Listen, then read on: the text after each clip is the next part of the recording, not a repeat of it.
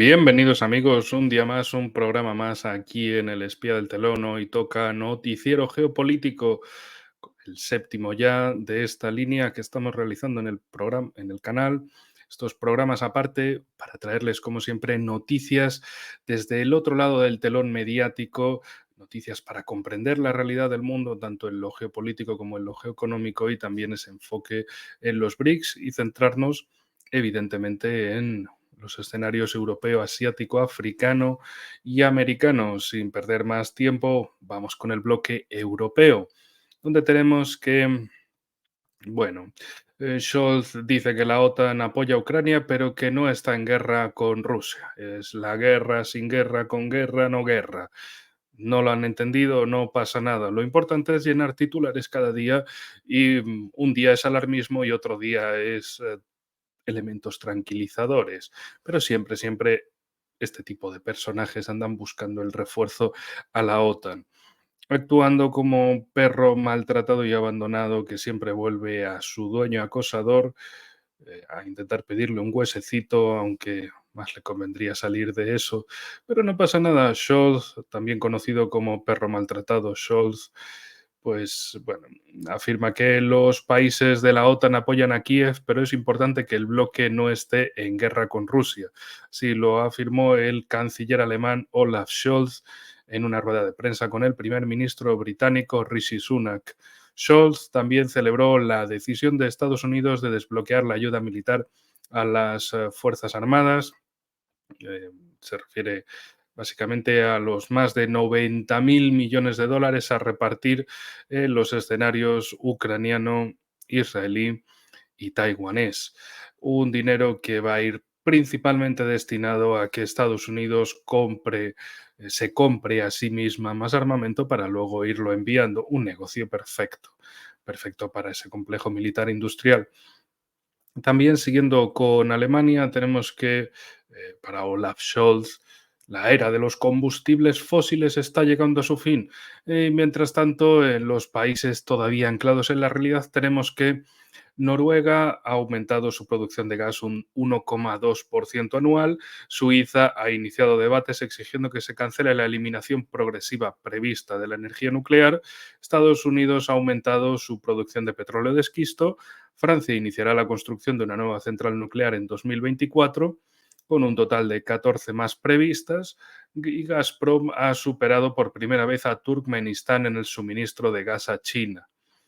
La realidad frente a las ilusiones. Por cierto, hablando de esa guerra, no guerra, si guerra, ya veremos qué cosas. Hay más noticias, evidentemente. Por un lado, del lado ruso, se señala que el Kremlin no cambia su posición sobre la zona sanitaria en Ucrania, zona colchón.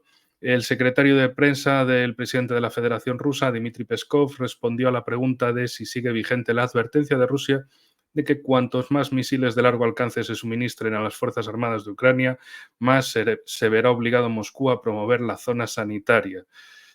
Afirmó tal cual que efectivamente nada cambia en este sentido. Con anterioridad, el presidente ruso Vladimir Putin declaró que si Rusia establece una zona sanitaria en Ucrania será difícil de superar para las armas de destrucción en servicio de las Fuerzas Armadas de Ucrania.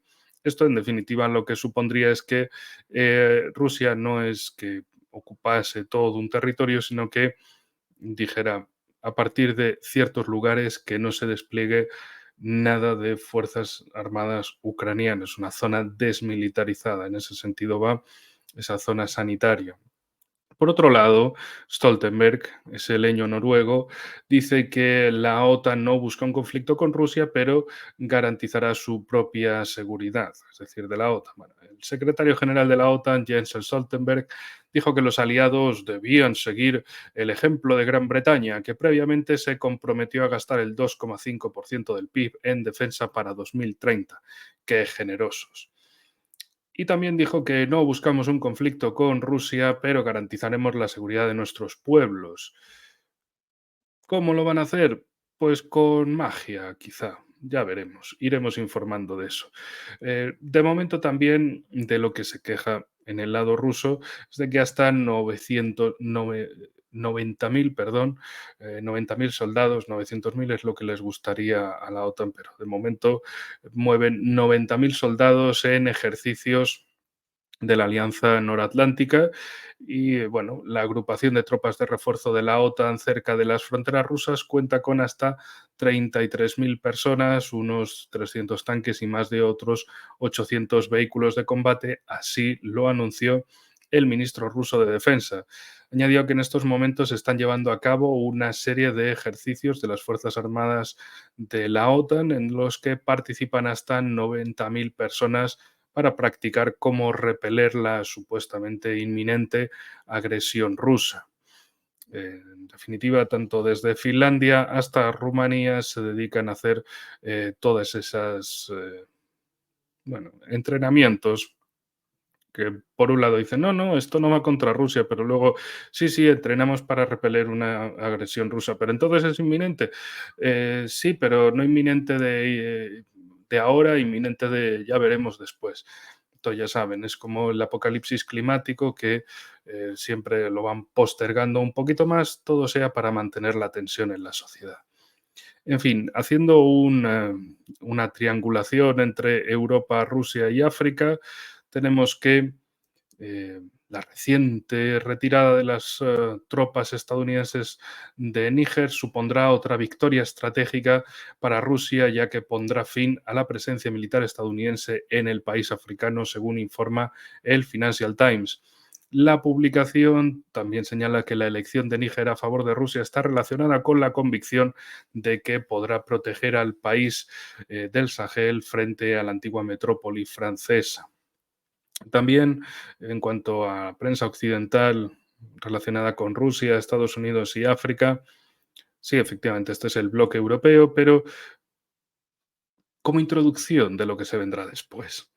En fin, Estados Unidos comprende que los países africanos están cansados de Washington.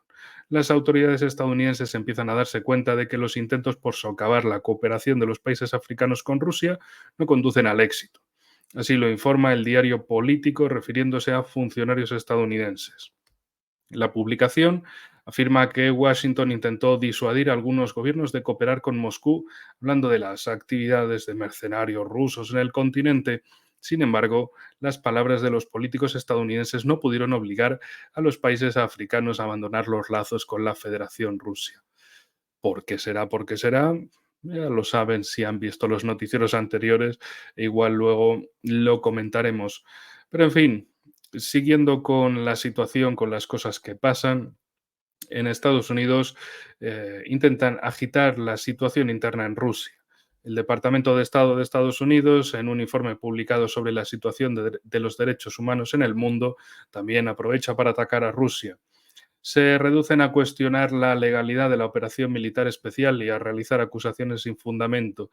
Así lo manifestaron desde la Embajada rusa en Washington y allí se señaló que no es la primera vez que Estados Unidos juega la Carta de los Derechos Humanos en vanos intentos por agitar la situación política interna de Rusia.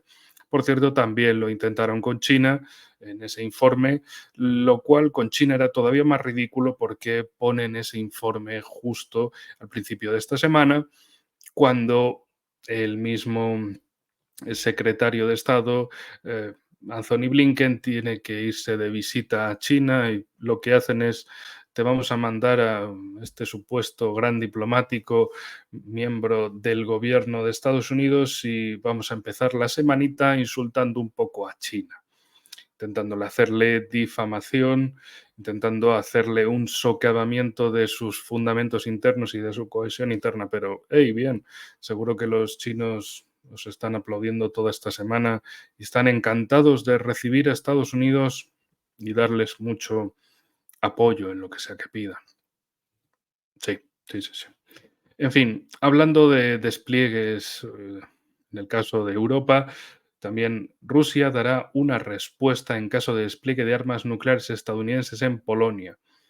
Una vez más, Dmitry Peskov, el secretario de prensa del presidente ruso, comentó la declaración polaca sobre su disposición a desplegar armas nucleares estadounidenses en su territorio. Dijo exactamente que los militares, por supuesto, si tales planes se llevan a cabo, analizarán la situación y en cualquier caso harán todo lo necesario, todas las medidas de represalia necesarias para garantizar nuestra seguridad. Y es que, ¿qué tenemos? Resulta que lo que tenemos es a Polonia una vez más queriendo hacerle el sorpaso a Alemania en todos los aspectos, queriendo ser el centro de la estrategia estadounidense en Europa. Que todos los activos alemanes se pasen a Polonia, que todas esas bases militares estadounidenses con todo ese armamento nuclear estadounidense pase a Polonia en su intento por mostrar una Polonia fuerte, mucho más alineada, pero no se dan cuenta de que no les va a salir bien. Pero bueno, no pasa nada. De ilusiones vive el tonto. Por cierto, recuerden, como siempre, en Polonia, que precisamente el cargo de primer ministro lo perdió esa derecha liberal conservadora tan fervientemente antirrusa y que no se dio cuenta de que el enemigo no estaba al este, estaba al oeste. Les barrieron en las elecciones pasadas en septiembre, les montaron una coalición y pusieron al viejo conocido globalista Donald Tusk, que en su momento fue también presidente de la Comisión Europea, si mal no recuerdo, el puesto que ahora tiene Ursula von der Leyen. Y bueno, en 2025 serán las presidenciales, así que Andrei Duda, no hay duda de que tus maletas ya están hechas para sacarte de la presidencia. En fin, por otro lado, también hablando en este contexto europeo, Suiza anuncia la necesidad de que Rusia participe en las futuras negociaciones sobre Ucrania. El ministro suizo de Exteriores, Ignacio Cassis, expresó su confianza en que el proceso de paz en Ucrania es imposible sin la participación de Moscú. También reafirmó el compromiso de Suiza con la neutralidad en el sentido militar, declarando que el país no envía armas ni tropas a Ucrania. Bueno, ¿qué sucede en el caso suizo? Se dan cuenta de que, oh, ojo, cuidado, que si son conocidos por algo es por su neutralidad y alinearse con el marco de la Unión Europea y de la OTAN para atacar a Rusia a través del caso ucraniano. Bueno, les socava bastante esa neutralidad por la que también son conocidos en el mundo. En fin, no obstante, Estados Unidos en este caso seguirá imponiendo sanciones contra el sector energético ruso. Washington tiene la intención de seguir imponiendo medidas restrictivas contra el sector energético ruso y las infraestructuras conexas.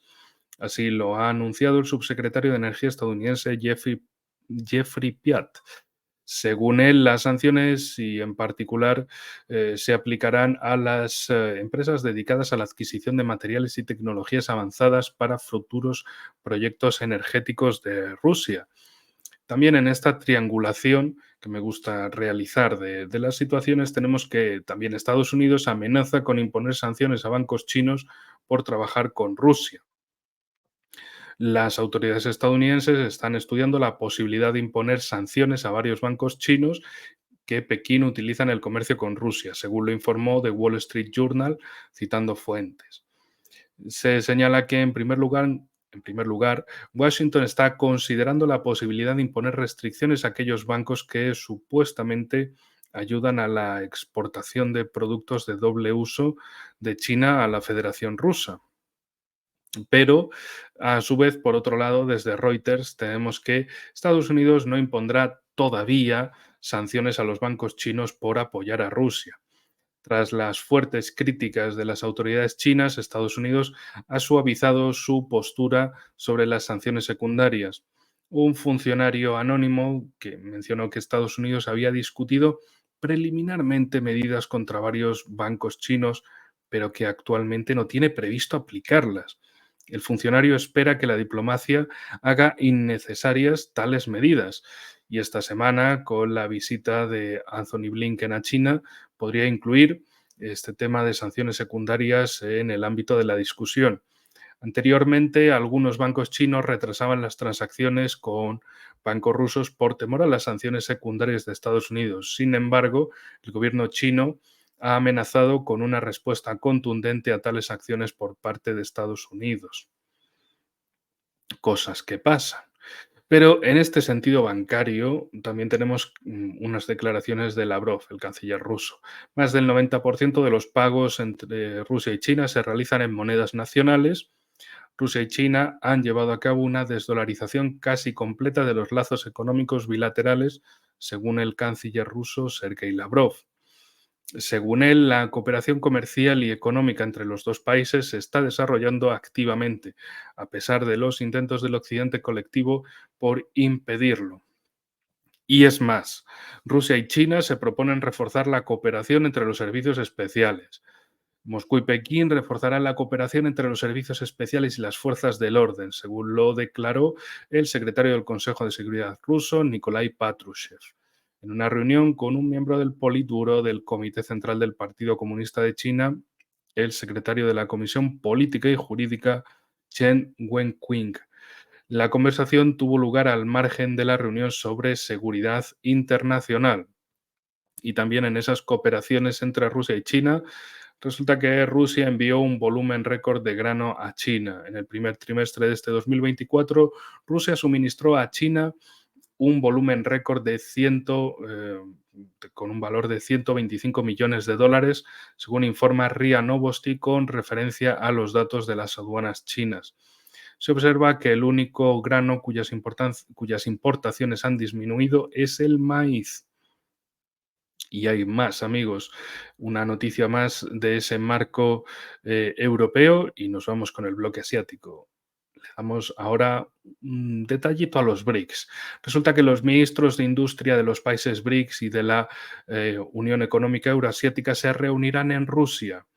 El ministro de Industria y Complejo Agroindustrial, Gohar Barseghian, habló sobre los próximos eventos en el marco de las asociaciones internacionales. Él habló desde el lado de la Unión Económica Eurasiática, la cual está abierta al diálogo con terceros países, a la integración regional y a las asociaciones interestatales. Este año, uno de los países de la Unión Económica Eurasiática, la Federación Rusa, preside los BRICS. Y tenemos previsto celebrar una reunión de ministros de Industria de los países BRICS y de la Unión Económica Eurasiática en agosto de 2024 en Nizhny Novgorod, que para que os hagáis una idea está aquí sobre el mapa, y la cumbre de los BRICS será en Kazán para octubre. Todo bien cerquita, pero sobre todo hacia la parte oriental de Rusia, de Moscú hacia Oriente. Barseghian subrayó que la Unión está construyendo sistemáticamente una infraestructura de diálogo internacional con las mayores asociaciones regionales que forman el núcleo de la Gran Asociación Euroasiática. Un momento, paradilla, para ustedes será un segundo, para mí un ratito un poco más largo. Y estamos de vuelta, amigos.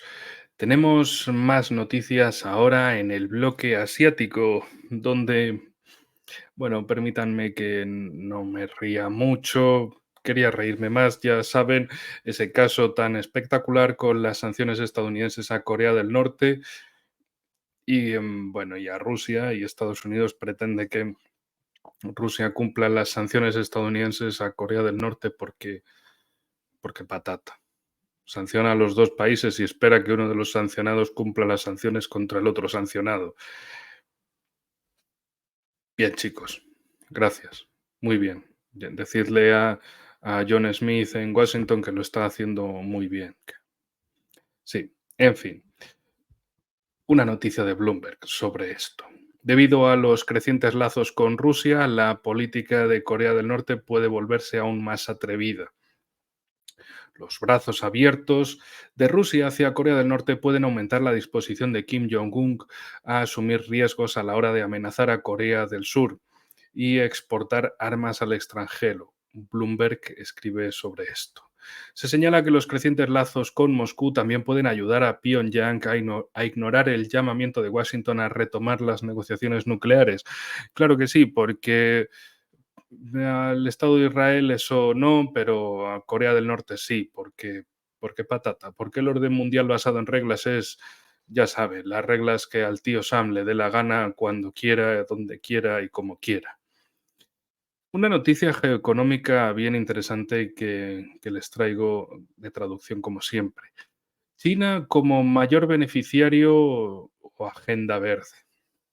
China ha acaparado casi por completo los segmentos clave del sector de la energía verde. Es decir, se ponen a hacer algo y te copan el mercado en lo que sea. En fin, eh, Xi Jinping ha afirmado en repetidas ocasiones que efectivamente pues China ha acaparado casi por completo todos los segmentos clave del sector de la energía verde. Sin embargo, ahora la energía verde y no el mercado inmobiliario como antes es el principal motor de la economía china. En consecuencia, China está muy interesada en promover esa agenda verde a nivel mundial. En la propia China, la agenda verde también está batiendo marcas. En 2023, el despliegue de sistemas solares fotovoltaicos en China se multiplicó por 2,5, alcanzando los 261 gigavatios. En comparación, en Estados Unidos se desplegaron 32 gigavatios y en la Unión Europea 53 gigavatios. En 2021, además, empezó a funcionar el Sistema Nacional Chino de Comercio de Emisiones de Carbono, inicialmente para el sector eléctrico. En la segunda fase, el sistema incluirá el refinado de petróleo y las industrias petroquímicas, la industria química, la industria de producción de materiales de construcción, la metalurgia ferrosa y no ferrosa y la aviación. En la tercera en la tercera fase abarcará a todos los grandes emisores de carbono. Mientras tanto, el precio de los permisos de emisión de carbono en China se mantiene en torno a los 8 euros por tonelada y se espera que aumente gradualmente. Y todo esto en paralelo con récord de importaciones de crudo de China en 2023. China, el principal importador mundial de crudo, experimentó un aumento sustancial de sus volúmenes de importación en 2023. Según los datos de aduanas chinas, el país importó la impresionante cifra de 11,3 millones de barriles de crudo al día durante el pasado año, lo que supone un notable aumento del 10% respecto al 2022. Al depender principalmente de proveedores como Rusia, Arabia Saudí e Irak, las importaciones de crudo de China experimentaron un crecimiento significativo en comparación con ese mencionado 2022. Cabe destacar el aumento de las importaciones procedentes de Rusia, Irán, Brasil y Estados Unidos. Rusia se erigió como el principal contribuyente al aumento de las cifras de importación de China, experimentando el mayor aumento de volumen entre los proveedores. Anteriormente, de 2029 a 2021, China había obtenido el 15% de sus importaciones de crudo de Rusia, ocupando el segundo lugar después de Arabia Saudí. Sin embargo, en 2023, Rusia superó a todos los demás para convertirse en el principal proveedor de crudo de China, representando un sustancial 19% de los volúmenes totales, equivalente a 2,1 millones de barriles por día. Este notable repunte de las importaciones procedentes de Rusia puede atribuirse a diversos factores, como los descuentos ofrecidos en el marco de las sanciones y las restricciones de precios del crudo ruso.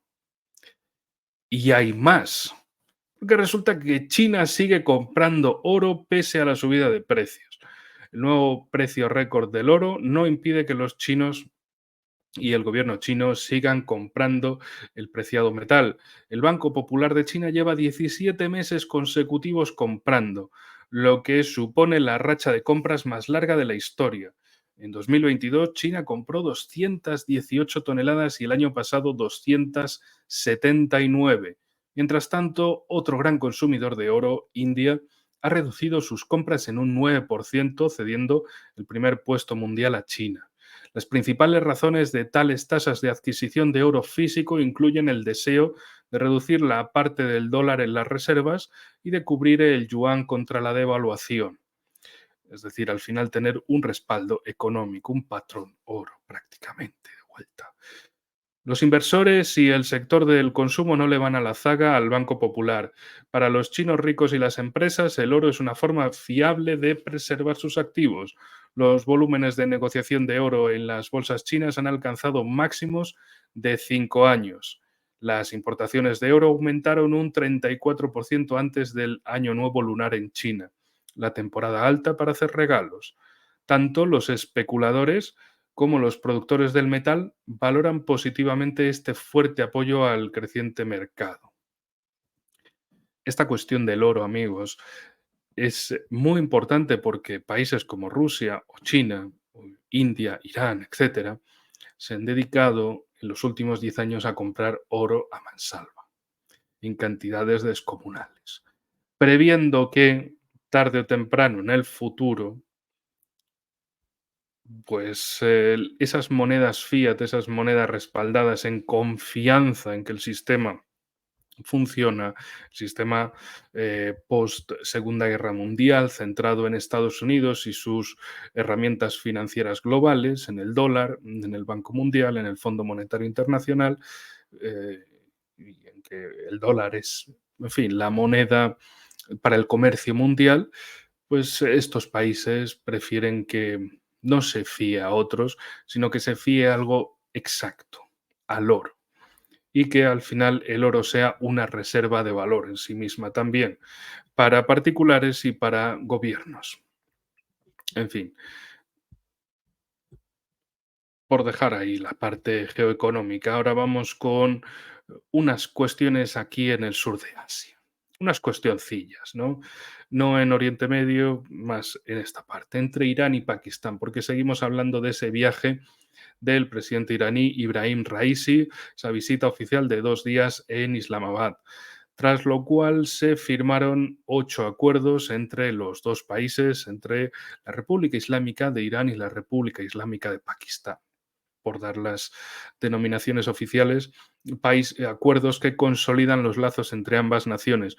Unas naciones que hace poco, a principios del año, se estaban tirando misiles entre sí en las zonas del Baluchistán, de la región de Baluchistán, que hay una parte en Pakistán y otra parte en Irán.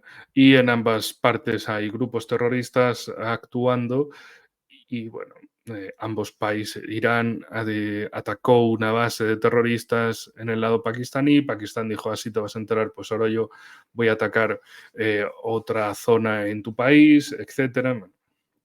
Y a pesar de toda esa situación, que algunos analistas incluso la señalaron como una forma de que Irán y Pakistán se limpiasen de moscas terroristas mutuamente, fingiendo ese desacuerdo, ese posible conflicto, guerra fronteriza entre ambos países.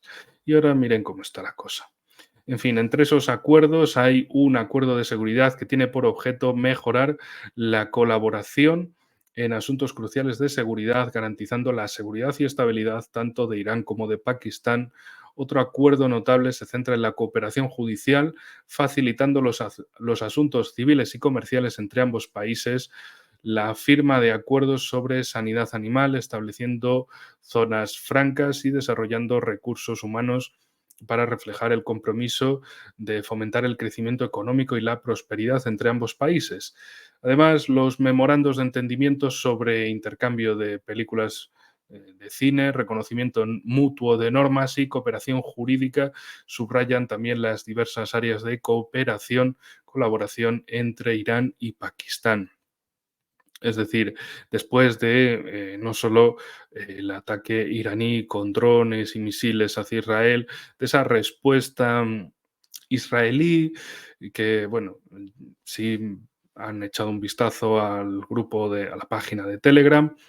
Ahí habrán visto las traducciones que he hecho de Pepe Escobar, el mismo que señalaba que básicamente un avión, bueno, que las fuerzas rusas habían derribado un avión israelí que llevaba una ojiva nuclear para ser disparada en el espacio más elevado sobre Irán y con eso generar un pulso electromagnético y devolver, entre comillas, a Irán a la edad de piedra, dejando inermes todos sus sistemas electrónicos y demostrando que el siguiente ataque podría ser absolutamente letal porque ningún sistema de defensa funcionaría en Irán.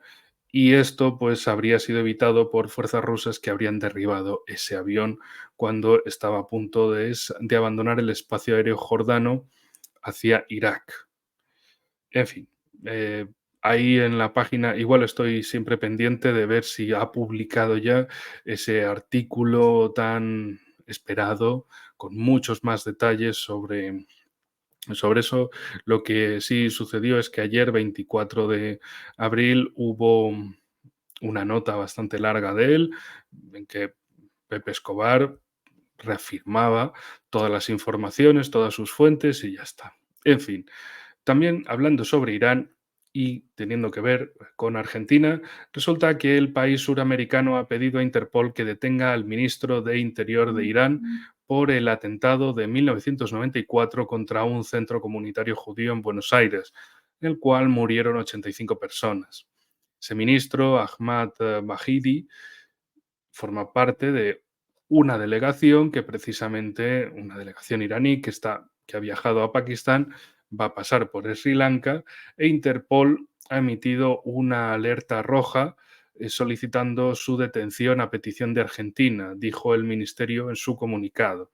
Argentina también ha pedido a esos dos gobiernos, el pakistaní y el de Sri Lanka, que detengan a Bahidi y bueno, pues en fin, ya veremos cómo va evolucionando esto. Estaremos atentos para seguir informando.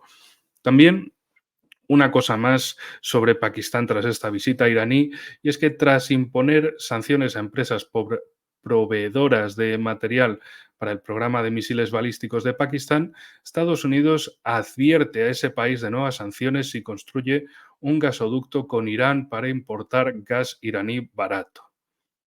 Eh, Sin sentido es decir poco, estupidez es acercarse a la realidad. Subnormalidad es, bueno, no sabría cómo catalogarlo cuando tiene que ver con Estados Unidos, porque su normal normalidad es ser imbéciles para el sentido común del resto del mundo.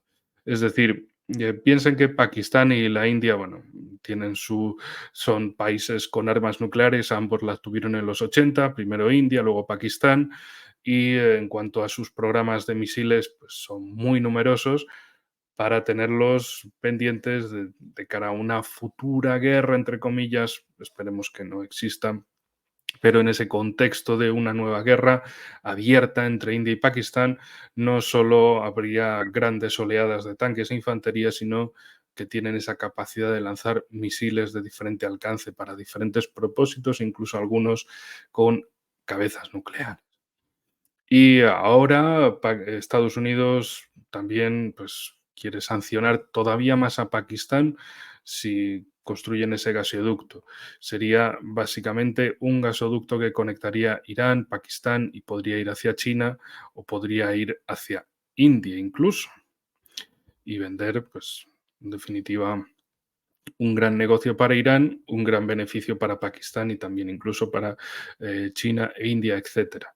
Y ese gas, por supuesto, también podría ir en ese corredor norte-sur desde Rusia hacia Irán, Pakistán, India, China por otro lado, etcétera. En fin, esas cosas del dinerito.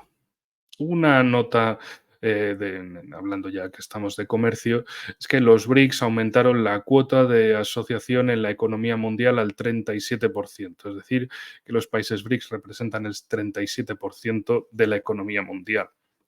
Según la jefa de la Organización Mundial del Comercio, llamada Ngozi Okonjo-Iweala, y afirmó que la expansión de los BRICS ha aumentado esta cuota de la organización en la producción mundial del 32 al 37%. Hoy los países del G7 controlan el 30% de la producción mundial y los BRICS el 32%. Con las nuevas incorporaciones es el 37%, según afirmó.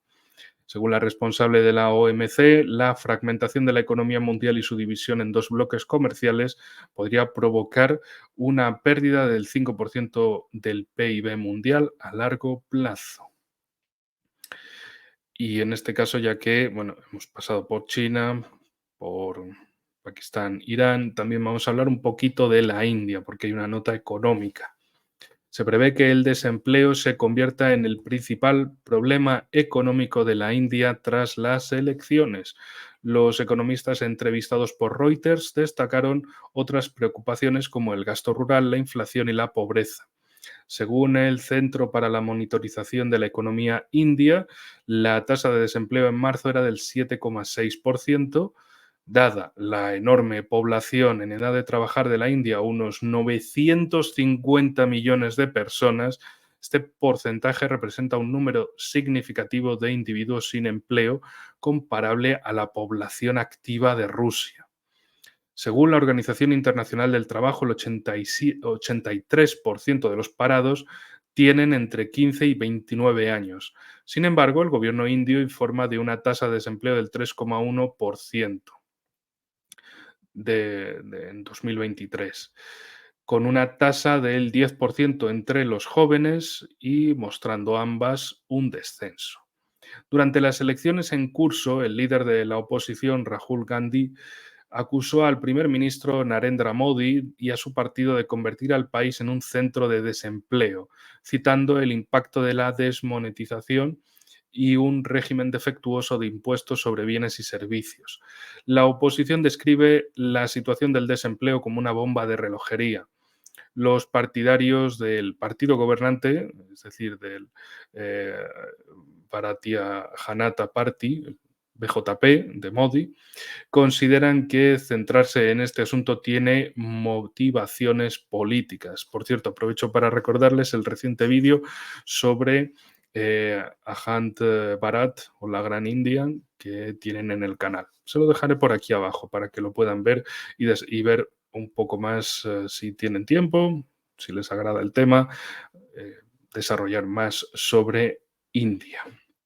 La nota no acaba aquí porque tenemos que el 93% de la población activa de India trabaja en el pequeño sector privado no organizado que opera predominantemente en efectivo. Las medidas del gobierno contra las transacciones en efectivo pretenden formalizar la economía. La tendencia de la India hacia la fabricación de alta tecnología aumenta el desempleo a medida que la industria se vuelve intensiva en capital, ahorra mano de obra y se automatiza. Esto también conduce a una reducción de las industrias intensivas en mano de obra, como la producción de cuero. Aunque el gobierno subvenciona las fábricas que producen microchips, estas no emplean mucha mano de obra. En cuanto al empleo femenino, sigue siendo bajo y existe un problema constante de indios sobrecualificados, incluidos doctores, que consideran la posibilidad de trabajar en el extranjero, en lugares incluso como Rusia, debido a la falta de puestos de trabajo adecuados en la India. Y una nota más, amigos, terminamos aquí en Sri Lanka, país que tiene la intención de unirse a los BRICS. La embajadora de la República de Sri Lanka en Moscú, Janita Liyanage, declaró que Sri Lanka tiene previsto ingresar en la Asociación Internacional en un futuro próximo. Afirmó que ha habido conversaciones y de hecho existe el deseo de unirse a los BRICS Plus en concreto, en un futuro próximo. Esto proporcionará seguridad tanto en el transporte como en la alimentación y muchas otras cosas. Según la embajadora, dos delegaciones de Sri Lanka, encabezadas por el primer viceministro de Defensa y el presidente de la Comisión Parlamentaria de Supervisión de la Seguridad Internacional, están debatiendo la cuestión. Y en fin, amigos, vamos por 38 minutos ya, 39. No sé cuánto va a durar hoy esto, pero voy a hacer una paradita y volvemos con el bloque africano para beber un poco de agua, porque, en fin, es hablar tan de seguido y no me he preparado un mate hoy. Y ahora empezamos con el bloque africano. Vamos a empezar desde el norte de África, porque también, igual que lo dejamos en el bloque anterior, con Sri Lanka queriéndose unir a los BRICS, también resulta que Argelia está lista para unirse a los BRICS. La presidenta del nuevo Banco de Desarrollo de los BRICS, Dilma Rousseff, que también había sido presidente de Brasil, afirmó en una reunión con el ministro argelino de Finanzas, Lassith Faid, que los procedimientos de adhesión de Argelia están en la fase final de finalización. Los procedimientos jurídicos e institucionales para dicha adhesión están en esa fase final, según Rousseff. Las dos partes discutieron también las posibilidades de cooperación futura, especialmente en lo relativo a la financiación de proyectos estratégicos y estructurantes para el desarrollo de la economía argelina. Las reservas de divisa de Argelia han aumentado en los últimos 6 meses hasta alcanzar los 65.000 millones de dólares y las relaciones bilaterales con Rusia y China desempeñan un papel especial en el crecimiento económico. De hecho, otra noticia adyacente a esta dice lo siguiente: Argelia a la cabeza de África en reservas de divisas. El presidente del Consejo de la Nación, Salah Gouhil, declaró que las relaciones bilaterales con Rusia y China desempeñan un papel especial en el crecimiento económico. Sí, en los últimos 6 meses, en definitiva, las reservas de divisas de Argelia alcanzaron los 65.000 millones de dólares y, por otra parte, bueno, se repite una vez más esa intención de ingreso en los BRICS. Lo más importante de esto es que precisamente, como me decían algunos amigos murcianos y alicantinos, volando desde Alicante a Argel está prácticamente a la misma distancia que Madrid. Eh, para que nos hagamos una idea de la proximidad entre unas costas y otras, no digamos también desde Almería hacia la costa argelina, que son apenas 200 kilómetros. En fin, es un gigante territorial, con más de 2,5 millones de kilómetros cuadrados, o no, no sé, ya estoy dudando si era, rondaba los 2,5 millones.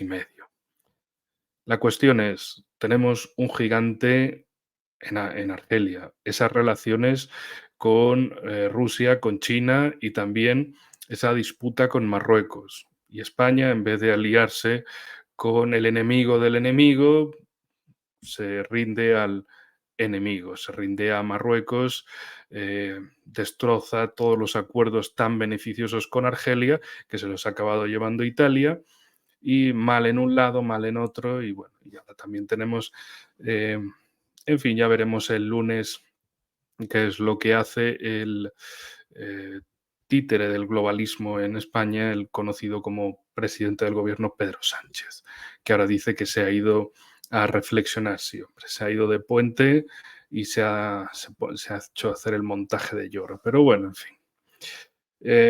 Sobre política española ya dedicaremos algún programa monográfico, porque, en fin, tampoco quiero hacer algo que ya hagan en otros canales donde hablan precisamente sobre estos temas nacionales. Esas cosas siempre las comparto ahí en la página.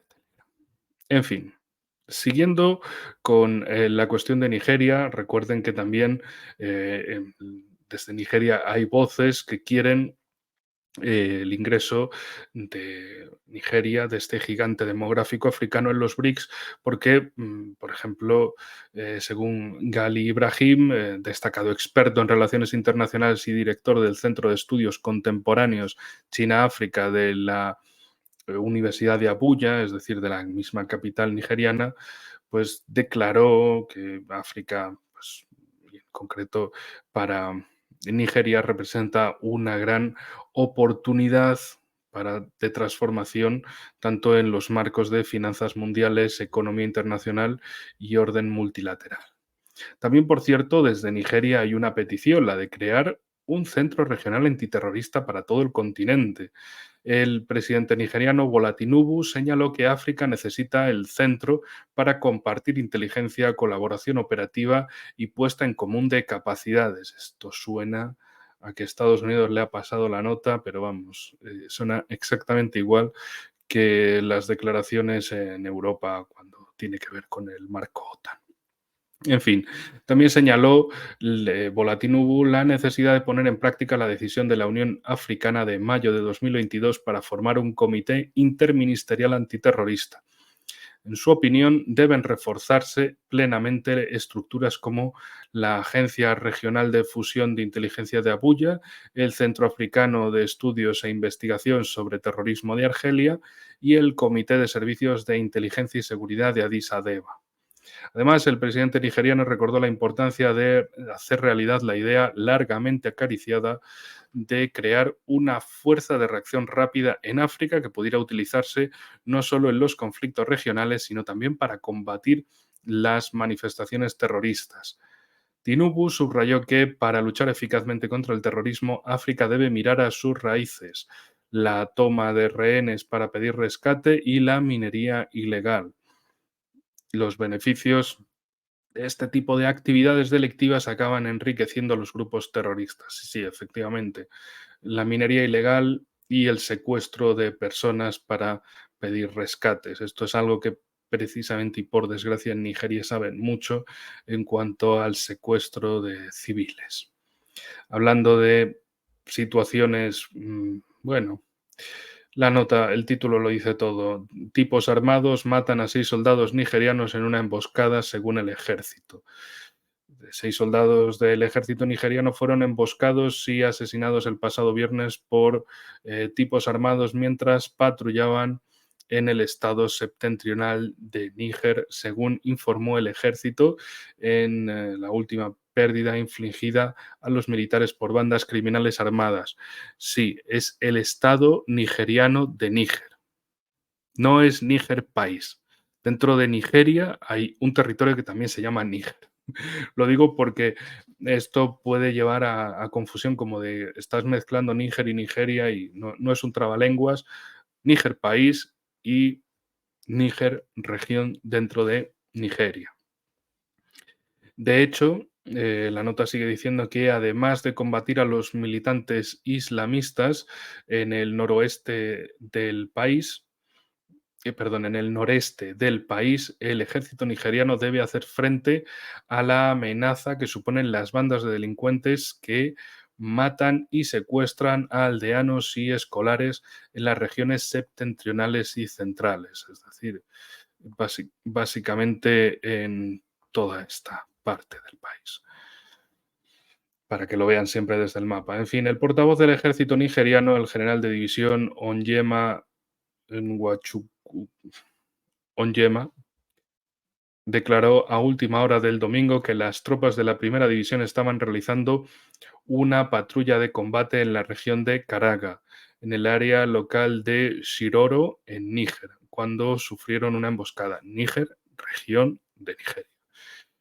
Shiroro es una zona rural del estado de Níger donde las bandas armadas, conocidas localmente como bandidos, atacan con frecuencia a las aldeas y al personal de seguridad.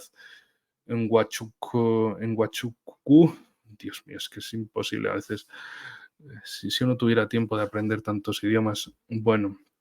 En fin, el portavoz del ejército nigeriano explicó que las tropas perseguían a los pistoleros que habían huido después de que los soldados mataran a otros miembros de la banda y capturaran su equipo. Desgraciadamente esta es la situación en Nigeria, que precisamente por eso nunca pudo hacer esa tan ansiada intervención contra Níger, porque básicamente, pues ya ven la situación interna que tienen de tremendo desastre. Por otro lado, volviendo a esas relaciones Rusia-África, tenemos que Rusia quiere crear puertos en Tanzania, Senegal, Argelia y Egipto. Roman Chekushov, director del Departamento de Cooperación Internacional y Concesión de Licencias en el ámbito del comercio exterior del Ministerio, declaró que Rusia está estudiando la creación de puertos para organizar el flujo de mercancías nacionales con los países africanos. Nos interesa la entrada por el lado oriental. Se trata sobre todo de países como Tanzania, por ejemplo. y estamos interesados en entrar desde el lado occidental, desde el oeste, donde trabajamos principalmente con Senegal, donde se conoce el mayor volumen de tráfico de mercancías de la Federación Rusa y de productos rusos, por lo que es bastante lógico. Chekushov añadió que en la parte norte se están considerando dos países principales, Argelia y Egipto. Por cierto, siguiendo aquí en la zona del Sahel, tenemos que Burkina Faso construye una central eléctrica para abastecer el aeropuerto de la capital. El gobierno de transición de Burkina Faso ha aprobado un préstamo de 45,7 millones de euros del Banco de Exportación e Importación de China. El dinero se utilizará para construir una central eléctrica solar en el aeropuerto de Donzin. Con la ejecución del proyecto, Burkina Faso pretende garantizar la seguridad energética del aeropuerto al tiempo que aumenta la capacidad de generación del país de a 714,4 megavatios, de los cuales 220 megavatios proceden de Costa de Marfil y Ghana, es decir, de estos países al sur de Burkina Faso. También, por cierto, en este lado tenemos que las primeras gotas del petróleo llegan a Semé-Craqué, en este oleoducto de Níger hacia Benín. Se espera que Benín reciba derechos de tránsito e ingresos fiscales por cada cantidad de petróleo nigerino que brote de Semé-Craqué. La proyección se produce al ser la plataforma donde desembarca el oleoducto de 1.980 kilómetros que conecta los campos petrolíferos de Agadem. El pasado domingo, el petróleo nigerino brotó a borbotones en Semé-Craqué, en Benín, lo que suscitó esperanzas de que se crearan al menos 2.000 puestos de trabajo en todo el África occidental. Y el proyecto, cuya construcción comenzó en septiembre de 2019, ha sufrido varios retrasos. Se esperaba que durara 2 años y costara 5.000 millones de dólares.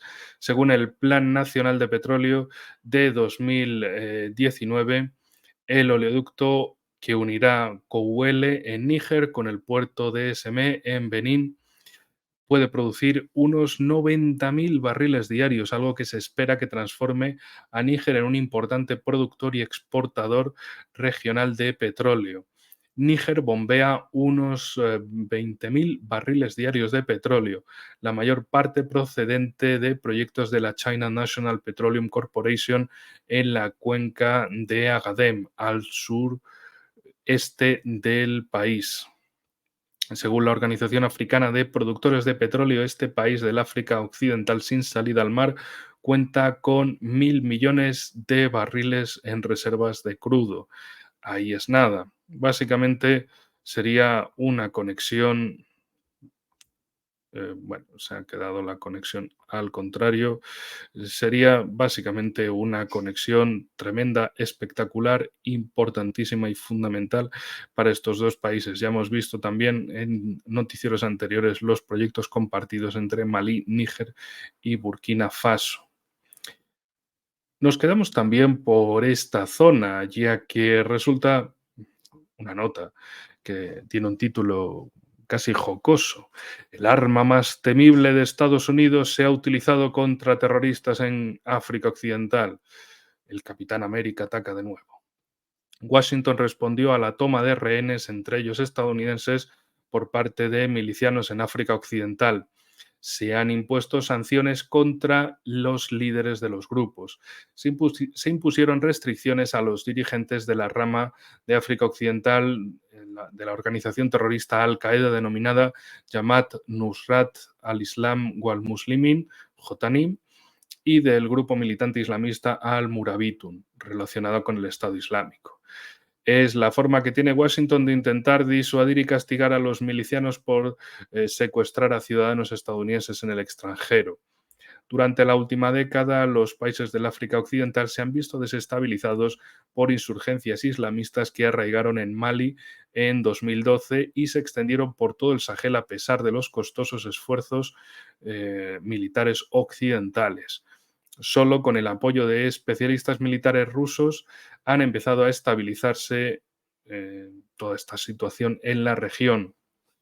Por cierto, nos quedamos con una nota más del bloque africano, porque resulta que en la República Centroafricana, soldados de dicho país con instructores rusos rescataron a 14 niños de la esclavitud durante una operación cerca de la ciudad de Sam Ouanja.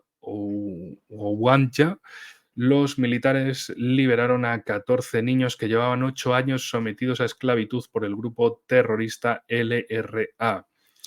En el marco de la operación fueron eliminados 2 generales, un coronel y 6 combatientes del LRA, traducido Ejército de Resistencia del Señor, y se incautaron armas y municiones. Los especialistas rusos transportaron a salvo a los niños hasta Bangui, donde se encuentran en un campo de adestradores a la espera de volver a casa. Es decir, los trasladaron a la capital de la República Centroafricana. A eso se dedican los rusos por allí también. Pero bueno, ahora vamos con el bloque americano, porque empezamos con, como decía hoy, mucho tema de geoeconomía. Resulta que Venezuela amplía el comercio de petróleo a criptomonedas en medio de sanciones estadounidenses. En respuesta a las renovadas sanciones petroleras de Estados Unidos, PDVSA está aumentando su utilización de la moneda digital para las transacciones de petróleo y combustible. El Departamento del Tesoro de Estados Unidos fijó recientemente el 31 de mayo como fecha límite para que los clientes y proveedores de PDVSA, es decir, Petróleos de Venezuela, concluyan las transacciones bajo una licencia general que sigue sin renovarse debido a problemas de reforma electoral. Desde el año pasado, PDVSA ha cambiado gradualmente sus ventas de petróleo a USDT, una moneda digital vinculada al dólar estadounidense con el fin de mitigar el riesgo de congelación de ingresos en medio de la presión de las sanciones, según Reuters. El gobierno venezolano ha indicado que las divisas digitales podrían convertirse en el método de pago preferido en determinados contratos.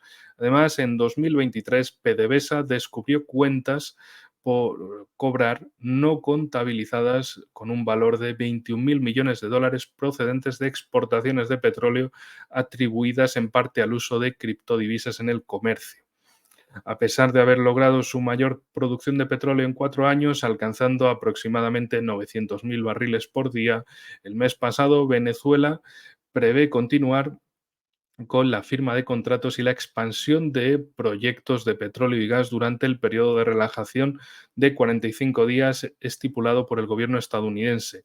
Tras este periodo, se solicitará a los clientes potenciales que obtengan licencias específicas para las transacciones. Sin embargo, los analistas petroleros predicen que incluso con la emisión de permisos individuales por parte de Washington, es probable que la producción, las exportaciones y los ingresos petroleros de Venezuela enfrenten restricciones en el futuro cercano. El tema del petróleo en el país que tiene las mayores reservas mundiales de un bien tan fundamental para todo, básicamente, para todo desarrollo de un país industrial. Por otro lado, yéndonos hasta Estados Unidos, tenemos un récord de exportaciones de gas natural de Estados Unidos. Durante 2023, Estados Unidos fue testigo de un hito significativo en las exportaciones de gas natural, con un notable aumento del 10% en comparación con 2022. Más de la mitad de estas exportaciones fueron de gas natural licuado GNL, marcando un momento crucial en el panorama energético del país. En particular, las exportaciones de gas natural licuado aumentaron un 12%. Este aumento de exportaciones de gas natural licuado comenzó en 2016, cuando entró en funcionamiento la planta de GNL de Sabine Pass, una terminal de exportación de dicho gas natural licuado. Desde entonces, los norteamericanos se han convertido en un proveedor clave que satisface casi la mitad de las necesidades de importación de gas natural licuado de Europa. No se podía saber, ¿verdad? Además, las exportaciones de gas natural por gasoducto también aumentaron, también tuvieron un notable crecimiento, aumentando un 7% a Canadá y un 8% a México en el mismo 2023. El sólido rendimiento de las exportaciones tanto de gas natural licuado como de gasoductos subraya el creciente papel de Estados Unidos como actor principal en el mercado energético mundial. Hablando de esta parte de América, Norteamérica y combustibles fósiles, tenemos que JP Morgan insta a revisar la realidad de la desinversión en combustibles fósiles. La Agenda Verde se enfrenta a desafíos, ya que JP Morgan pide una evaluación sobria de la desinversión en combustibles fósiles, advirtiendo de que alcanzar las emisiones netas cero podría llevar generaciones. En su reciente informe sobre la estrategia energética mundial distribuido a los clientes, el banco destaca que los esfuerzos para disminuir el uso de carbón, petróleo y gas se han visto obstaculizados por factores como el aumento de los tipos de interés, la inflación y los conflictos en regiones como Ucrania y Oriente Medio. JP Morgan señala, las variables han cambiado, los tipos de interés son muchos más altos, la deuda pública es mucho mayor y el panorama político es estructuralmente diferente. Los entre 3 y 4 billones con B de dólares que costará esto cada año proceden de un entorno macroeconómico diferente. Las cuantiosas inversiones necesarias pueden obligar a los gobiernos a reconsiderar políticas energéticas más agresivas. Esta valoración se produce tras los anuncios de Shell y BP, que redujeron sus objetivos climáticos este año, junto con las críticas dirigidas a numerosas empresas, entre ellas Microsoft, Unilever y JBS, por no establecer objetivos avalados por la iniciativa de objetivos basados en la ciencia y considerados suficientemente ambiciosos. Además, los analistas de JP Morgan ponen en duda la predicción de la Agencia Internacional de Energía de que la demanda de petróleo y gas alcanzará su punto máximo en 2030. Esto es lo que se conoce como patada y balonazo hacia el futuro, eh, de esos apocalipsis climáticos que siempre llegan pero nunca terminan de llegar porque los acaban prorrogando. Por cierto, volvemos hacia Suramérica, porque precisamente también desde Bolivia se ha manifestado su voluntad por ingresar en los BRICS. El presidente actual, Luis Arce, señaló, hemos planteado que Bolivia forme parte de los BRICS. Es una gran oportunidad para nuestros países, agregando que Bolivia tiene mucho que contribuir con sus recursos naturales, pero también el intercambio de la tecnología y el desarrollo es importante entre los países. Así que el presidente cree que es la mejor apuesta que podemos hacer. Un país más. Recordemos que precisamente Colombia lo había anunciado hace la semana pasada, donde también, por otro lado, parece que a modo de respuesta, Washington llamó a Buenos Aires y le dijo, Milei, di que quieres ser parte de la OTAN global. Y el otro le dijo, sí, amo lo que tú quieras. En fin, en última instancia, cerramos en Centroamérica con que Rusia y Nicaragua han firmado una declaración conjunta para combatir los efectos de las sanciones unilaterales occidentales. El canciller ruso Sergei Lavrov y el representante especial de Nicaragua para las relaciones con Rusia, Laureano Ortega Murillo, firmaron una declaración de Rusia y Nicaragua sobre las vías y medios para neutralizar y mitigar y compensar las consecuencias negativas de las medidas coercitivas unilaterales, destacó la diplomacia rusa. El encuentro entre Lavrov y Ortega Murillo, que es uno de los hijos del presidente del Ortega y la vicepresidenta Rosario Murillo, se desarrolló en un ambiente tradicionalmente amistoso y de confianza, según señaló la Cancillería rusa. También ambas partes subrayaron el firme compromiso por rechazar las prácticas neocoloniales de Occidente y su injerencia en los asuntos internos de los estados independientes. Rusia y Nicaragua también discutieron los pasos futuros dirigidos a la construcción de un mundo multipolar justo basado en la igualdad real de derechos, el respeto a los intereses de las partes y los principios y normas del derecho internacional. Y con esto, amigos, terminamos otro noticiero. Ya prácticamente se van a quedar normalizados en una hora. Espero que les haya gustado, que les haya servido mucho, que les haya traído, como siempre, información muy interesante sobre la realidad del mundo, de lo que está aconteciendo y, como siempre, el final de un programa es el principio del siguiente. Hay mucho más por venir. Estén atentos. Pronto volveremos. Cuídense mucho.